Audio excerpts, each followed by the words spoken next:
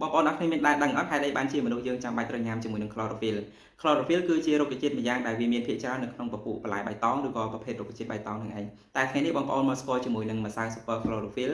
ដែលវាខុសពី chlorophyll ធម្មតាគេហៅថាជា super chlorophyll បងប្អូនភាគច្រើននៅលើទីផ្សារគឺមាន chlorophyll ច្រើនមែនទែនជាប្រភេទទឹកឬក៏ជាប្រភេទម្សៅតែថ្ងៃនេះបងប្អូនមកដឹងពីអត្ថប្រយោជន៍នៃលក្ខណៈពិសេសមួយជាមួយនឹងម្សៅ super chlorophyll powder បងប្អូនគ្រាន់តែលើក super ក៏បងប្អូនដឹងពីអត្ថប្រយោជន៍របស់វាខ្ពស់ជាង chlorophyll ធម្មតាដែរដោយសារភាគច្រើននៅលើទីផ្សារគឺមានតែ chlorophyll ធម្មតាប៉ុន្តែនេះគេហៅថាជា super chlorophyll powder ដូចជាបងប្អូនទៅចាក់សាំងអញ្ចឹងវាមានសាំងធម្មតាវាមានសាំង super អានេះគឺជាប្រភេទគេហៅថាលំដាប់ខ្ពស់ជាង chlorophyll ធម្មតាអញ្ចឹងបើប៉ុនជាមួយនឹង chlorophyll នេះបងប្អូនអរគុណគឺពេលដែលយើងក្លុកទឹកញ៉ាំគឺវាមានពណ៌បៃតងបែបនេះ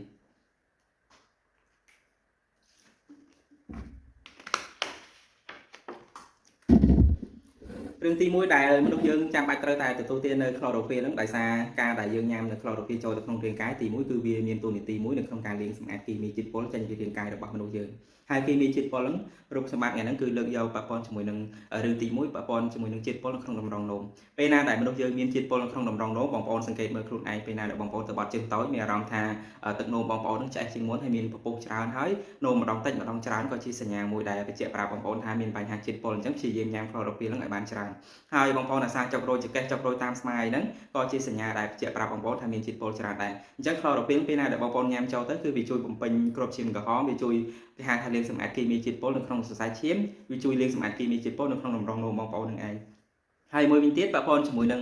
ពុកម៉ែបងប្អូនដែលមានជាតិពុលនៅក្នុងថ្លើមដែលគេហៅថាដំណាក់កាលដំបូងចេញសញ្ញាមួយចំនួនដូចជាឲ្យបងប្អូនអាសាឈឺក្បាលអាសាវិលមុខអាសាផាត់លហើយនៅក្នុងខ្លួនហើយមានអាការៈមួយគឺអាសាឡើងលំមាស់ឡើងទល់ទៅលើស្បែកហ្នឹងក៏បងប្អូនព្យាយាមញ៉ាំជាមួយនឹង chlorophyll ដូចគ្នាដោយសារ chlorophyll វាមិនត្រឹមតែលាងសម្អាតគីមីជាតិពុលនៅក្នុងថ្លើមឬក៏នៅក្នុងតម្រងនោមបងប្អូនទេគឺវាជួយលាងសម្អាតនៅក្នុងខ្សែឈាមបងប្អូនគឺបានទៅខ្លួនតែម្ដងហើយអត្ថប្រយោជន៍ទី2ដែលបងប្អូនមិនគួរមើលរំលងជាមួយនឹង super chlorophyll គឺវាជួយបញ្ចុះជាតិអាស៊ីតពេលណាដែលបងប្អូនឡើងជាតិអាស៊ីតបងប្អូនដឹងហើយអាសាឈឺតាមក្តាប់ដៃក្តាប់ជើងបងប្អូនក្តាប់ដៃជាងរៀងតឹងៗហ្នឹងជាសញ្ញាមួយបញ្ជាក់ប្រាប់បងប្អូនថាឡើងអាស៊ីតជាយាមក្លុកជាមួយនឹងម្សៅ super chlorophyll ញ៉ាំជាប្រចាំអាស៊ីតបងប្អូនចាប់ផ្ដើមចុះមកធម្មតាមកវិញហើយរឿងទី3បងប្អូនជាមួយនឹងការដែលបងប្អូនមានអាការៈមួយបងប្អូនជួបភាគច្រើនគឺអាសាមានមែនតើទៅលើរាងកាយមនុស្សទូទៅគឺអាសាឈឺក្បាលនិង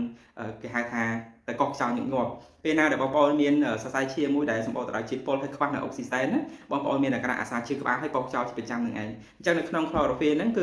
ឺវាសម្បូរទៅដោយអុកស៊ីសែនខ្ពស់ដោយសារវត្ថុធាតុដើមចេញពី chlorophyll គេហៅថារុក្ខជាតិម្យ៉ាងឈ្មោះថា alfalfa alfalfa នេះគ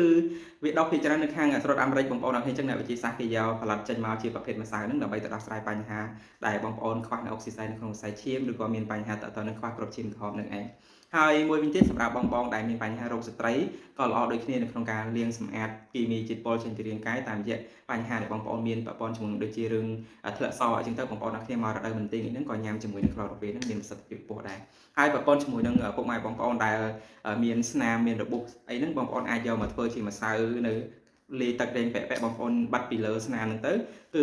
ស្នាមរបស់បងប្អូនឆាប់ជាសះស្បើយហើយអត់មានស្នាមស្លាកស្នាមនៅលើស្បែកទេគឺវាមានប្រសិទ្ធភាពខ្ពស់មែនទែនក្នុងការដែលគេហៅថាទៅសម្អាតគីមីជាតិពុលនៅក្នុងមុខរបួសឬក៏នៅក្នុងស្នាមបងប្អូនដែលមុតទៅនឹងវត្ថុអីមួយហ្នឹងគឺឆាប់ជាសះស្បើយជាងការដែលបងប្អូនបាត់អីផ្សេងខុសពី chlorophyll ហ្នឹងបងប្អូនជាមួយនឹងបងប្អូនដែលមានឈាមក្តៅបងប្អូនដែលលើគេនិយាយពីបញ្ហាឈាមក្តៅហ្នឹងអត់គេមិនសូវបានសម្រាមមិនសូវលក់មានអារម្មណ៍ថាក្តៅស្ទិញនៅក្នុងខ្លួនហ្នឹងបងប្អូនមុននឹងសម្រាមជាយាមក្លុកទឹកញ៉ាំកន្លះលីត្រចូលទៅដើម្បីឲ្យអា chlorophyll គឺវាជួយទៅបំពេញនៅអុកស៊ីសែនវាជួយទៅបំពេញនៅគ្រាប់ឈាមអញ្ចឹងបងប្អូនញ៉ាំ chlorophyll ពេលយប់គឺវាជួយឲ្យបងប្អូនសម្រាមលក់ស្រួលហើយឈាមបងប្អូននឹងល្អអត់សូវមានមេរោគច្រើនអញ្ចឹងបងប្អូនជាមួយនឹង chlorophyll អត្ថប្រយោជន៍របស់វាមានច្រើនមែនតើអញ្ចឹងបងប្អូនគួរតែមាននៅផ្ទះជាប្រចាំដើម្បីលាងសម្អាតគីមីជាតិពុលប្រុសបងប្អូនដឹងហើយនៅពេលបច្ចុប្បន្ននេះមនុស្សរងផលប៉ះពាល់ទៅលើគីមីជាតិពុលនឹងច្រើនមែនតើតាមរយៈចំណីអាហារបន្លែផ្លែឈើត្រីសាច់ដែលបងប្អូនញ៉ាំចូលភាគច្រើនអត់សូវមានធម្មជាតិដូចមុនទេអញ្ចឹងបើសិនជាបងប្អូនមាន chlorophyll ដូចជាមានឯកទេសមួយចាំបណ្ដាញទៅនឹងគីមីជាតិពុលចេញពីរាងកាយបងប្អូនអរគ្នាបាន